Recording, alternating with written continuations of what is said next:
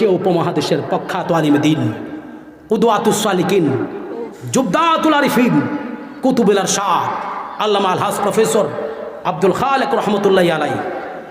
উনি কি সাধারণত আল্লাহর ওলি? আর জোরে করে সাধারণত আল্লাহর ওলি? উনি 4000 কুতুবের সর্দার। জোরে জোরে 4000 কুতুবের সর্দার পশমটি খারাই গেছে। 4000 কুতুবের সর্দার, সাধারণত আল্লাহর ওলি নয়তো। উনি রাত্রের বেলা আল্লাহর ওলি কেমনি হয়েছে?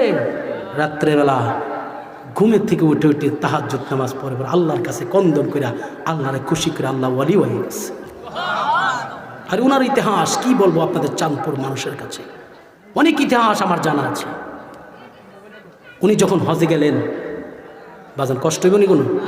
17 হুজুরের আলোচনা একটু দরকার আসেনি? কার দরবারের পাশে আমরা আলোচনা করছি?